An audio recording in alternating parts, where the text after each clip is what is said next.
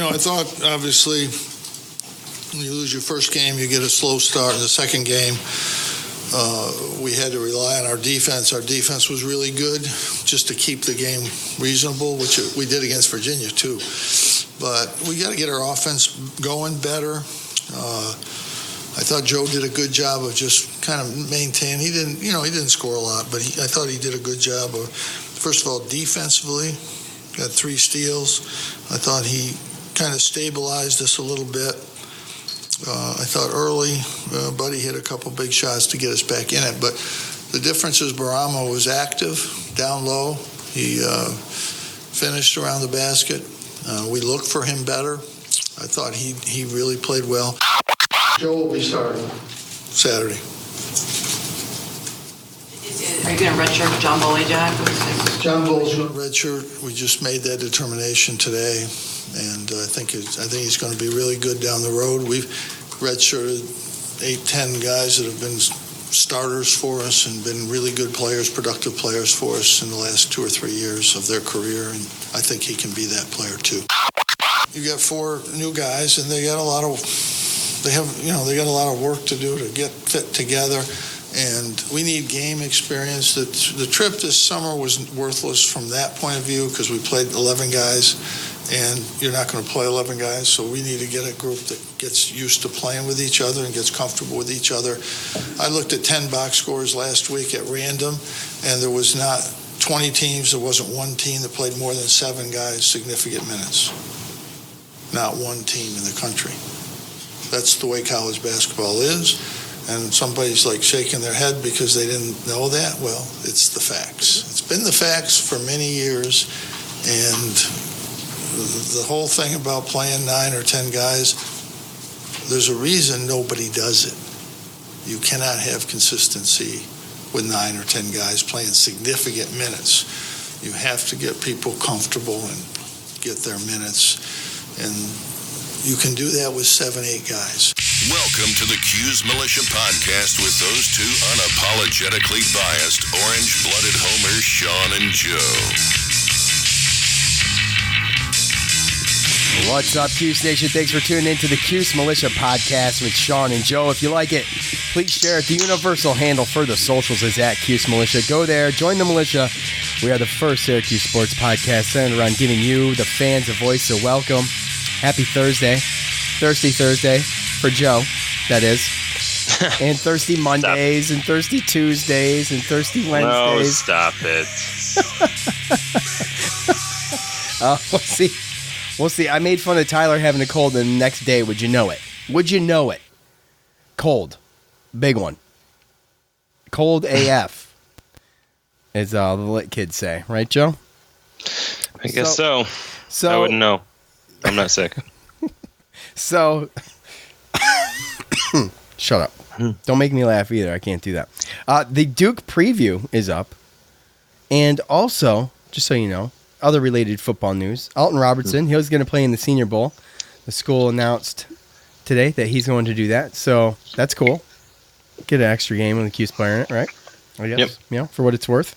As you heard Coach say, John Boljak, he is going to redshirt. They had a conversation, and he basically understands the situation when he was taking a look at the roster, and he agreed to sit. So, team player, I think it's going to work out better for him anyway in the long run. Yeah. So, it is what it is, and he'll be good. He's going to be good. I thought, look, I can't call red shirts. It's not my game. I don't try to do that, but he's a promising athlete. I'll say that. Right, Joe? Is that fair enough? Yes, I think that's fair to say. Okay. Look. Guess what? We're going to get into everything here in a second. But as you know, it is No Shave November. That means you don't shave your face. Okay? What? You don't shave your face for No Shave November. Unless you're in the military, and then you just don't shave above the lip there. But everything else is fair game. Okay? That's why I want to tell you about the good folks over at Manscaped. They support this show. They also support Armchair Media. They have the precision engineered tools for your family jewels, and they have the electric trimmer. It's been redesigned. The 1.0 is outdated now. If you have the 1.0, go ahead, go online, go to manscaped.com. Check out the 2.0. It is designed with skin-safe technology, so it won't nick or snag anything down there. Also, it is rechargeable. It is also waterproof. So you could do your business right there in the shower. No more accidents. Do your business in the shower. Clean the puppy off. Comes with its own little bag and keep your charger in there. Just need a USB block and you're good to go. Okay? Get the spritzel for your schnitzel, and also the cologne is great. The body comes with body wash. Comes with a 2-sided razor. That thing is a beast. Be very careful, kids, with the 2-sided razor. And get the anti-ball chafing cream, the crop preserver, get it all, and the tote bag. Just go to manscaped.com. Use the promo code armchair. Get $20 off the first purchase and free shipping when you use the promo code armchair. That's manscaped.com. Promo code armchair. Get 20% off and free shipping. Use the promo code armchair. Thank you, manscaped.com. Okay, so, Joe. Yes, sir. The lead in the second half grew to as much as 24 points, allowing Coach Boeheim to empty the bench. Robert Braswell and Howard Washington, they hit the floor for the first time this season. Jalen Carey did get the start. He only played 5 minutes. But as we heard Coach say, Gerard gets the start. It was a wildly noticeable difference in the team as a whole once Gerard was in. And everybody saw it. It's very apparent. And so, anyway, we'll talk about Jalen Carey here in a second. Some notables from the Orange are, Marek. I'll start here. Marek with his coast-to-coast play, including a spin move and two-handed slam. It was beautiful. Got the crowd pumped up. It was awesome. I love seeing that. Buddy Boeheim, 17 points, 6 rebounds. Elijah Hughes, 14 points, 8 rebounds. But Sidibe, the Lance G's favorite, Sidibe, 12 points, 14 rebounds. Guess I'm eating some crow on that one, huh? I guess so. Did your pops text you after the game? No, he hasn't said anything yet, but I'm sure as soon as I see him, he will. That is Sidibe's third career double-double. And on defense, Syracuse did another decent job. It looked for a second like it could get out of control with the shooters, but this good shooting team was held to 30% from the field and 13 of 41 from distance. And Syracuse also created 15 turnovers, so still holding strong with the turnovers. Really good for 2 games in a row. Also, they did hold Colgate's stars on offense to a mediocre day. Ivan Askis, 2 for 10 from the field, 0 for 3 from downtown, and Nelly Cummings, 3 for 11 from the field, 2 for 9 from downtown. So, Joe, all in all, the Orange, they never really let up after they got going. It took them a minute, missing their first 6 shots. Before, more than a minute. Yeah, it was a while. They were up there clapping forever. Like 4 minutes. Yeah. Missed their first 6 shots before getting inside to Sidibe 2 times in a row, which was great. He was 6 for 6 from the floor, by the way, which is excellent. And that's where you got to hit him. So he had a great game, as I mentioned. And I know it's Cornell, but if it continues... Colgate. I'm sorry, Colgate. I know it's Colgate, but if it continues, this adds a complete... another complete dimension to this young team that they're going to need. They're going to need an inside guy. We talked about it before the season started. Right. Can Sidibe do it, dude? Can he do it? Can he do it by the time we reach ACC play? Can he progress enough to where this can be a consistent thing? Oh, God. I don't know. Good answer. I can't. I don't have an answer for it. I mean, he looks... You have to consider the competition, and obviously his legs, his knees. I mean, they look good, better than what they were, right? So, yeah. But again, I think coming into this, every time that we did a podcast, especially coming up through the season, talking, preseason and the team and everything, it was all about just how new the team was and the growth that was going to happen and all the things that we really couldn't expect because we don't know. So.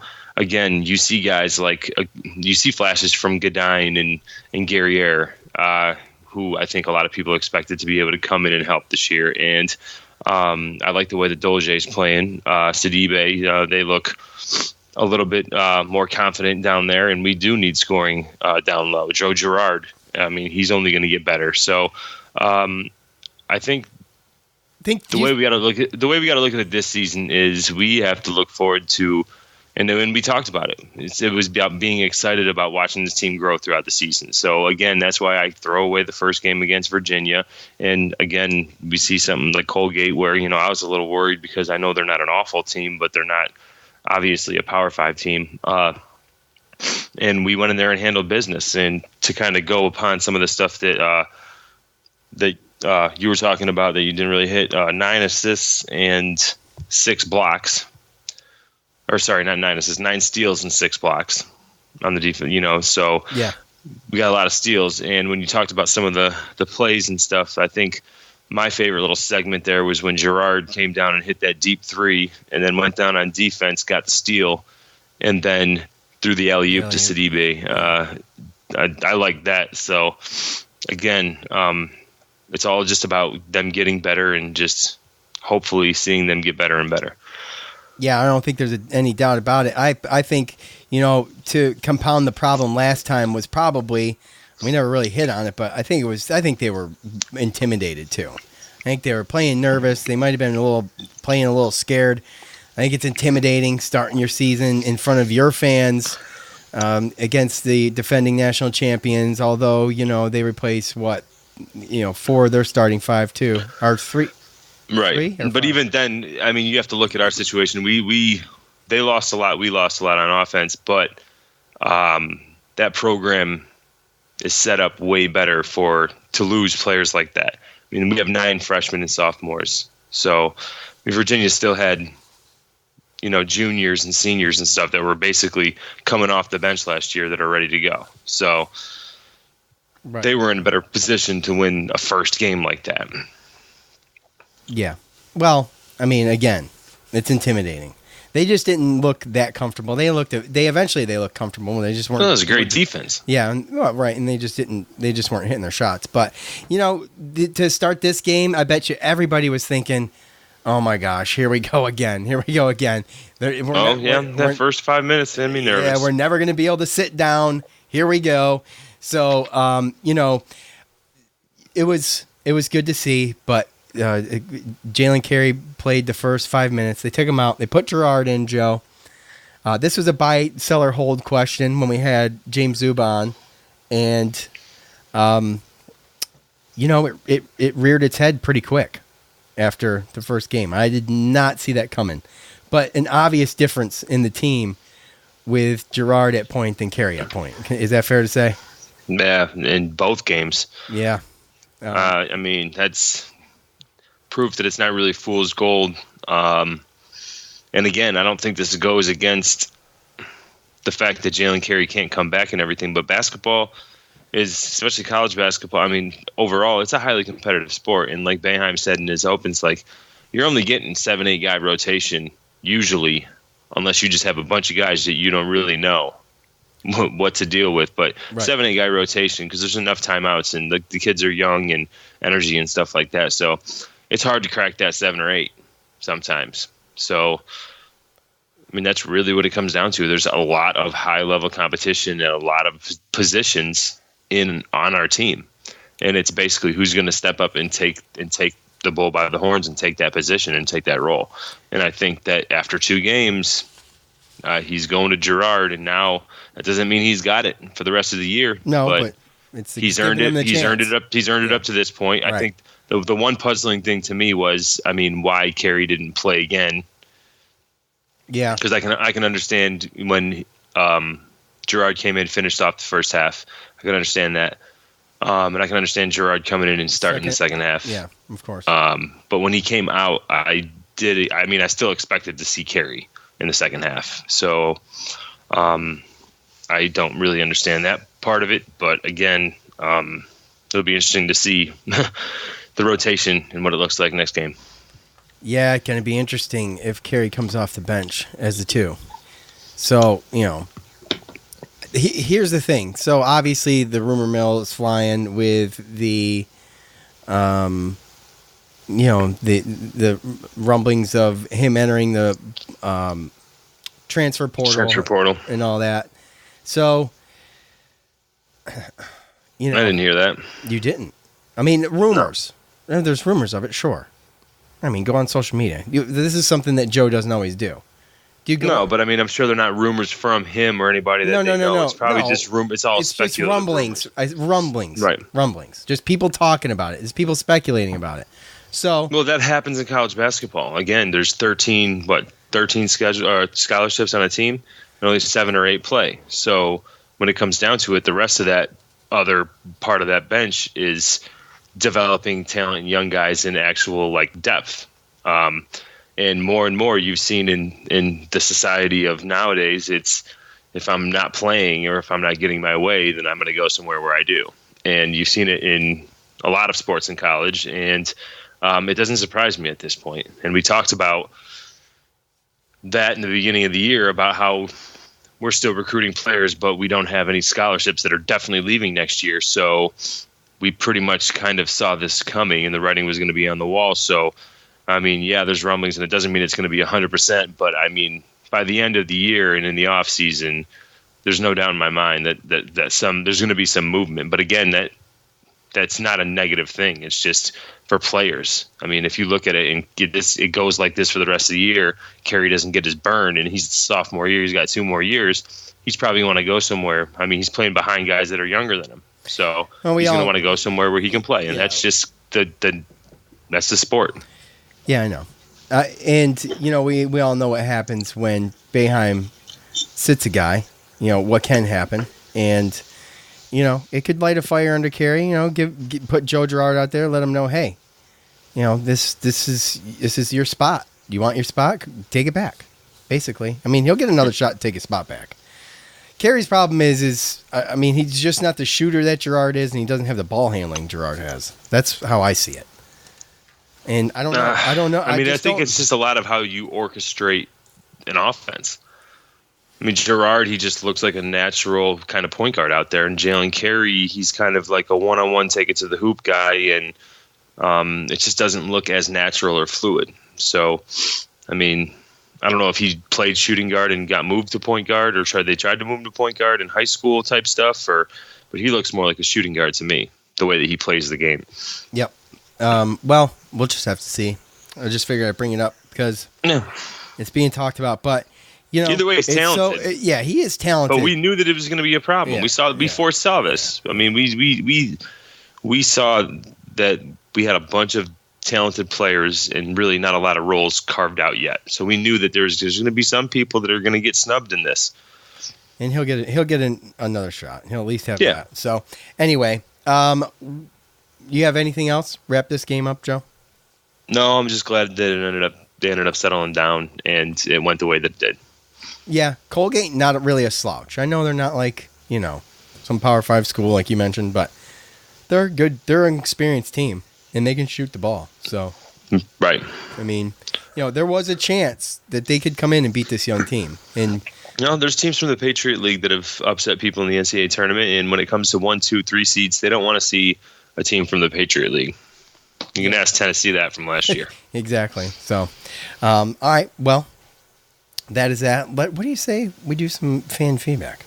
Let's do it, man. We'll do some fan feedback. But first, it's got to be positive, right? I think it's not bad. Do you not look at these things anymore? I mean, well, I didn't. I like to be surprised. I don't try to choose negative things. I try to keep it positive. I try to keep it with what the majority of the Twitter feed feels like. Put it that way. Right. So anyway, we will get into the fan feedback here in a second. Listen, Blue Chew's back. Y'all know about Blue Chew. You've heard me talk about him before. So here's the thing. You can increase your performance and get better and extra confidence in bed. All you got to do is do this. Go to BlueChew.com. That's blue like the color. Blue Chew brings you the first chewable with the same FDA-approved active ingredients as Viagra and Cialis, so you know they work. You can take them anytime, day or night, even on a full or empty stomach. And since they're chewable, they work up to twice as fast as the pill, so you know you can be ready whenever the opportunity arises.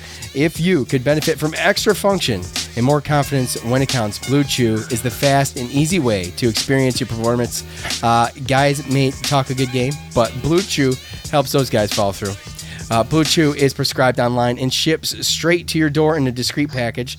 So no in-person doctor visit, no waiting in the pharmacy, and best of all, no more awkwardness. Right, Joe? You know all about the awkwardness. So you can get it we get right to your door now. They're made in the USA, and since Blue Chew prepares and ships direct, they're cheaper than the pharmacy. Right now, we got a special offer for our listeners. Visit BlueChew.com and get the first shipment for free when you use the promo code ARMCHAIR. Just pay the $5 shipping. Go to BlueChew.com. That's BLUE Chew.com. Use the promo code ARMCHAIR. Try it free. Pay the $5 shipping. Blue Chew is better, cheaper, faster choice, and we thank them for sponsoring this podcast. Also, they do not guarantee results, and it does not cure disease. Guys, come on. Don't be silly. So, no jokes, Joe? You don't have any jokes? You're out of jokes. Okay. No, I mean, you told me not to make you laugh because of your cold, so I'm trying to respect your... I'll have a coughing fit. I'm serious. So, all right. Well, that's why I'm trying not to do it. I appreciate it. I could sit here and I could... You got jokes but I'm not all day. gonna, you know what I mean? So. Okay, I appreciate it.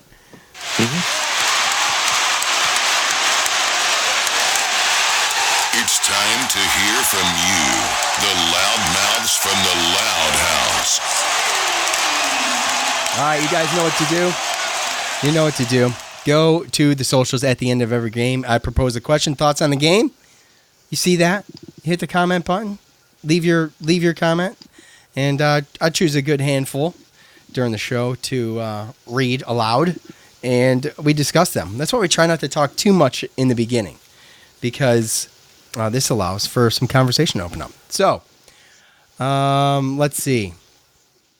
Let's go with Alex first. It is Colgate, so I'm not going to judge too much. Boeheim played great. Sidibe is definitely looking like his knee isn't hurting anymore, and Eli played what we expect to see with 8 assists. Just shows you we have shooters. Yeah, we do. Yeah. They got, when they start falling, and that's probably, that's a lot of it. Yeah, and there's going to be some games where they're all hitting, and it's going to be nice to see. So the difference shout out. That was a good comment. My brother, I actually talked to him today. He actually met Elijah Hughes today. So. Oh, did he really? Yep. Nice, Alex. Good job.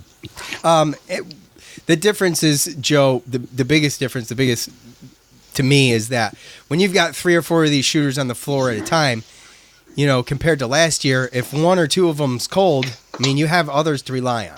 So right. It's not that we're, relying on Tyus Battle and Elijah Hughes. You know what I'm saying? So yeah, there's more options, and that's good. It's good. Jalen Carey is not a point guard. Point guard is a mentality, not a position. Anyone remember Josh Wright? He was fast, but he couldn't dribble as fast as he ran. Yeah, it does seem like sometimes Carey's feet are faster than his dribbling. That's where some of the ball control issues come from. And it's a great comparison, by the way, Jake. It is, because they that was kind of what I was going with my comment of, like, if you played point guard your whole life, you see the floor a little bit differently than somebody that might have played shooting guard or a different position and then tried to transition into that. And I think, again, like he said, it's kind of a mentality, and I think you see the difference in mentality between the 2 point guards that we had, at least through the first 2 games. Like, again, I'm not trying to poo-poo on Jalen Carey too much, but there's just facts are facts. And through the 2 games, I think all the fans have seen the difference of the offense when Joe Girard's out there, versus him. Yeah, and maybe we'll see a Girard Carey combo. Something like. There's so many different things that they can do. It's just, right. We'll see. Robert on Facebook says, better energy. Joe Girard is going to be special. I see some Devendorf in him, but a much better shooter. So, all right. I've read a couple comments that they see some McNamara in him. Maybe a refined McNamara, or a seasoned McNamara. So yeah, well, there's Devendorf. He could shoot. He had a jumper. Obviously, he was pretty good. But I think everybody remembers him with him driving finishing with his left hand, being able to do that kind of stuff. Yeah. I think the comment goes towards maybe the passion that Gerard shows out on the court. Well, yeah, that's a good point. As far as comparable, but as far as Joe Girard's skills, as far as driving and finishing around the hoop, that's yet to be seen. But I know obviously he's known to be a jump shooter, so I think there's a little bit of a mix between McNamara and Devendorf. So I think, which is, I mean, that's a hybrid right there. Yeah, that's what I mean. Talking about. All right, Aaron on Facebook. Jalen Carey needs to not run the point anymore. By the way, this is right after the game. This is before the press conference even. Right. So Jalen Carey needs to not run the point anymore and give the role to JG3. He is far more capable at running the offense, keeping the ball moving, and getting everyone else where they need to be.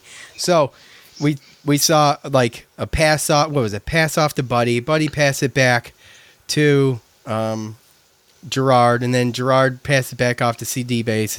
I mean, there's a lot more ball movement. It's better. He's unselfish, I think, which is huge. He's not out there, trying to see what round pick in the first round draft of the NBA could be. So, yeah, I mean, yeah. And there's a bunch of times where I saw him where he passed the ball off, and then he went and he cut through, and then he was going around moving without the ball, cutting and trying to.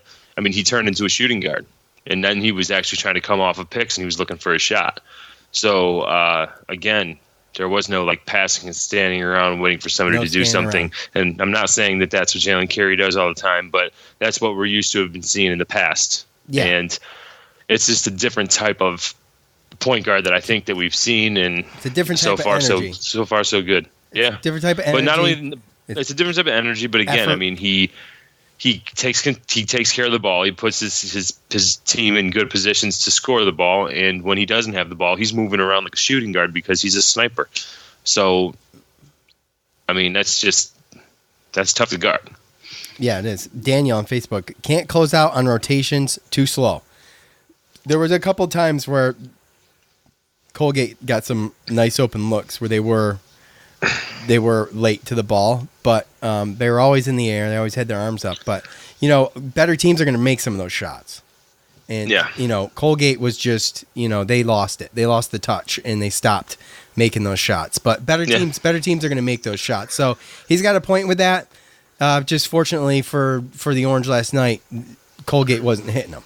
Yeah, well, that's also making your in-game changes, right? And figuring out what the other team's doing that's working, and figuring out if the other team's a one-trick pony or if they can kind of make their adjustments to yours. And, I mean, that's what sports is. And, again, it's also, I think a lot of times we see this in the non-conference because, again, it's Boeheim trying to figure out his rotations, get people to figure out their roles, and a lot of times it's a feeling out process, especially on the defensive end. So, they say everyone, if you play basketball, especially at that level, you've learned how to beat a 2-3 zone. So more or less, we come out and we try to figure out what the team's going to do against us and then adjust to that. Right. And then force them to adjust. And again, with the scoring and the offense and everything, I think we just, because it's so early in the season, that's why you just see some of the issues with scoring early in the games. That's all. So and they were pretty much made one-dimensional. I mean, they were having to shoot outside. They got down quick in the second half. They were trying there for a while. They went on. Syracuse went on like an 11-0 run at one point, and the Orange outscored Colgate 34-8 in the paint. So that's big numbers right there. Yep. So, and it didn't look like it was going to go that way at first either. No, it didn't. So, but again, adjustments, man. Yeah, at Joe Catskill. Bye. Joe, it's not that.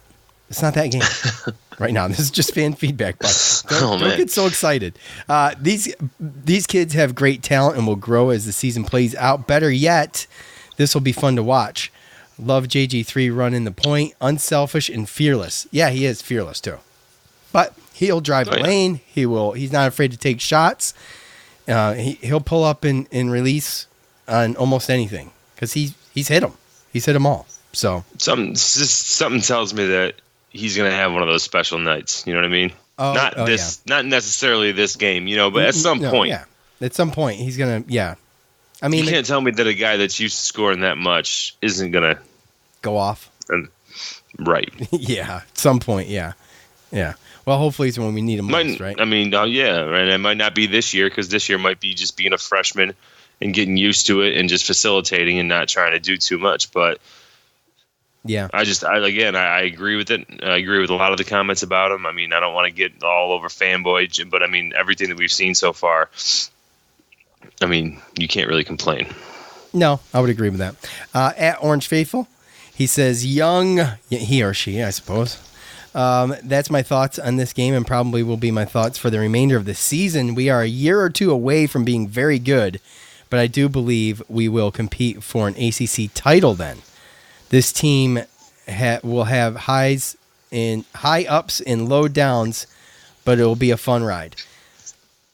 Yeah, what do you think about 1 to 2 years away? Well, maybe one, right? I mean, possibly. Yeah, it could be one. Could be sooner than later.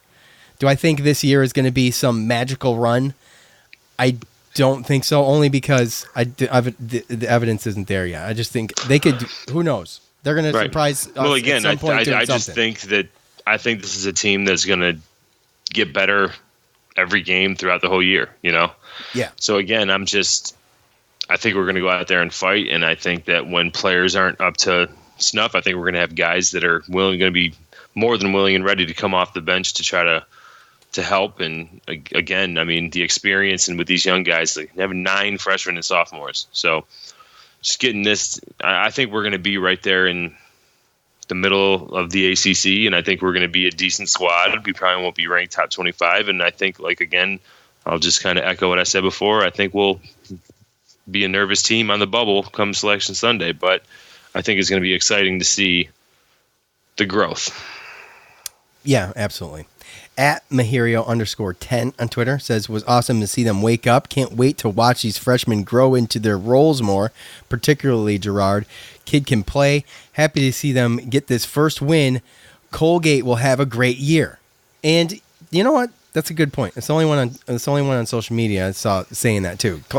Colgate is a good team. They will probably likely have a very good year. They could make the tournament again. It's totally possible. So, yeah.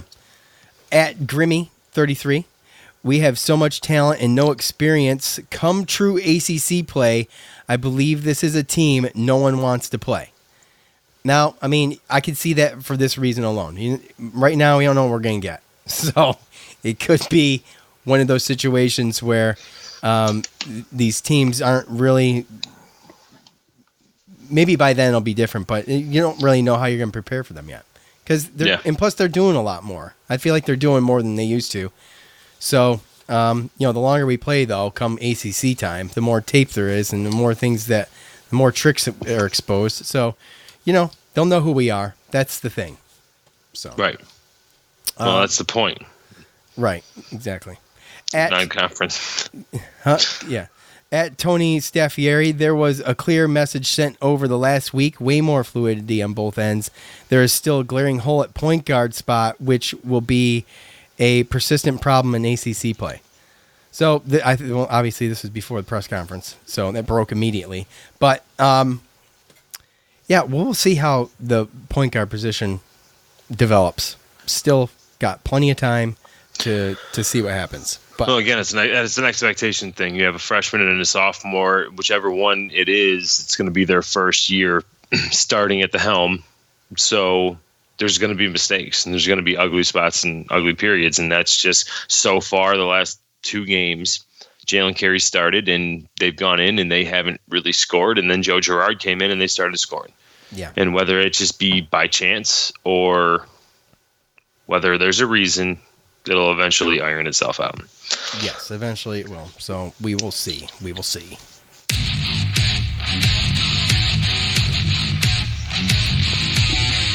All right, Syracuse will host Seattle this Saturday at, what time is it, Joe? 7 o'clock? 7 o'clock. And it will be on the ACC network only. So apparently, now you can always trick one of these streaming stations or places to show you the game.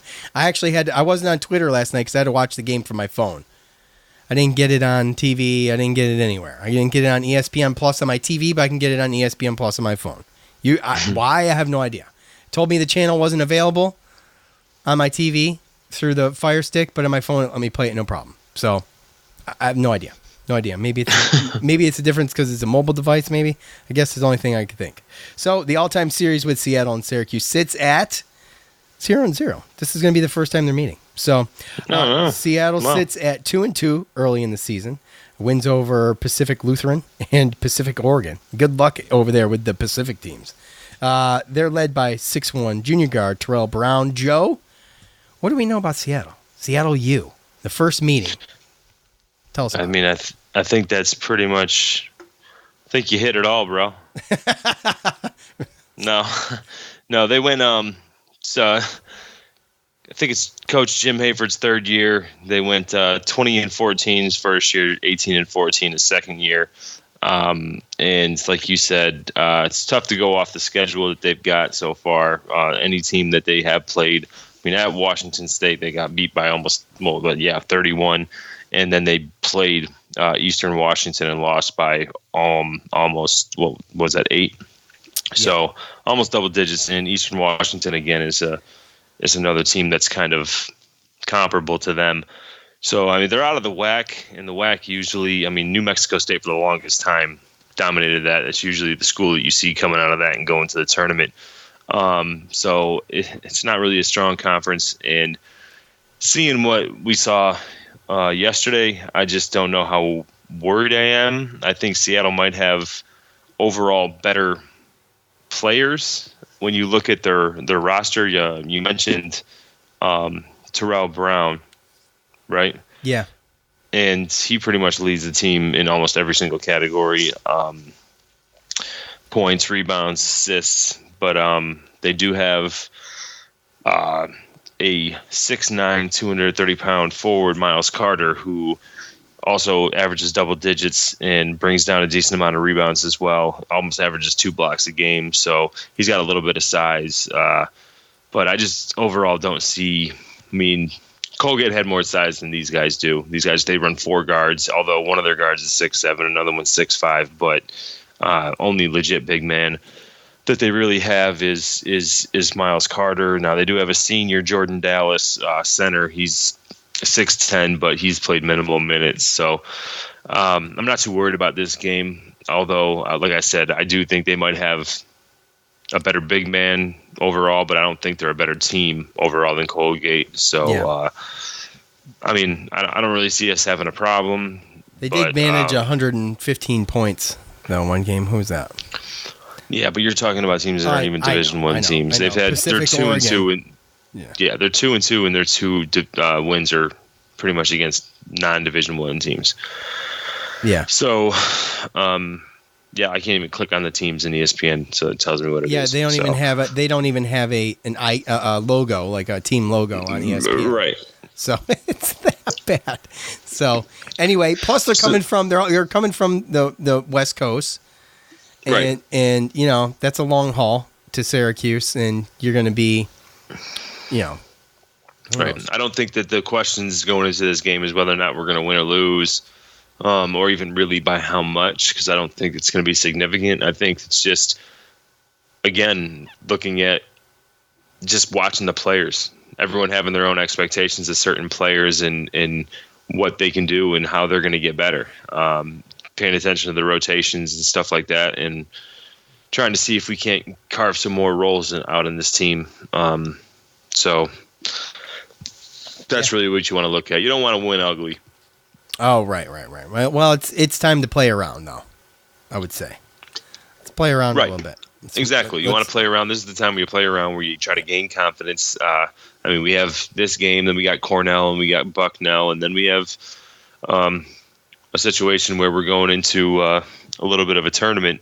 So we're going to be playing against Oklahoma State, and we're going to be playing against another winner of a matchup in which it's going to be Power 5 teams. I think it's Washington State and Penn State, I believe. Or no, Iowa, Penn State. No, sorry. It's Washington State and Penn State, I believe. But either way, this is the time where you play around, you get your roles, rotations, and they gain their confidence so that we can actually put a better product on the court the next time we play against a team that's in the Power Fives, which is coming up fast. Yeah, it'll be here before you know it. 27th to be exact. So bumping 2 games a week, halfway through November already. Right. Talking about ACC play and they got an early one in December, and then before you know it, it's gonna be full blown. Yeah. Well, yeah, we have that Bucknell, then we have that little tournament where it's Oklahoma State, and then the winner of the other game, and then we have our Big Ten ACC challenge game against Iowa, and then we're at Georgia Tech, then we at Georgetown. So, I mean, there's a little stretch at there. Georgetown this year, yeah. Yeah, and then we go home against Oakland, home against North Florida, home against Niagara, where we get another little lull where maybe we can figure some little stuff out. I kind of see that's kind of where it's going to go, right? Because as these players grow, as they get more confident, we're playing these non-Power 5 teams, then we're going to go through a little stretch where there's a 4 or 5 game good teams, important games, and I think Boeheim, he's going to go in with the rotation that he thinks is going to work, right? Yeah. And then based off that, we'll have 3 more non-conference games against a couple smaller schools in which we can tweak maybe some things that didn't work and maybe give other guys some opportunities to step up. So I think that's the layout of the season, and it's going to be interesting to see us and where we stand after this non-conference, especially since once officially the non-conference ends, we're technically going to have 2 conference games. Right. In our belts. So. Right. Well, yeah, when you get the air fingers quotes up there. Okay. Well, that is all. We will be back here. Boy, oh boy, oh boy. I guess we're going to have the dual post-game show, sounds like. Yeah, I think it sounded like that. Yeah. That's what I'm going to have to do. Yeah, I'm going to the game on Saturday, and then I'm going to tape this game or record this game, and then once I get back home, watch it. So... Yep. I'm going to be all day Syracuse sports, and then I guess Sunday we'll. Yeah, Sunday we'll hit it up. We'll give you a nice little taste of the overlap. So as we do the overlap, we've been very lucky early in the overlap season to not have to really overlap. We've kind of just been grinding. So yeah, we might as well hit Cornell too. Well, right, yeah. So yeah. Could be we might figure it out. Yeah, we might split it up, but depending on when you want to do the next pregame for football in Louisville, so we'll have to figure it out. But it sounds like definitely at least a dual post game. Yep. So that's it. That's hey, there you go. There's the upcoming schedule. What it looks like. We don't know. Yep. Basically. So we just let you guys into our world of our intellectual scheduling. Yeah, that's exactly how it sounds on the phone, by the way. We'll figure it out later. So anyway, I want to thank Blue Chew. I want to thank manscaped.com. And of course, I want to thank all of you. Thanks for participating in fan feedback. And I want to thank James on guitar. So for Joe, I'm Sean. We're out. Peace. Thanks for listening to the Cuse Militia Podcast, the fan's voice with Sean and Joe.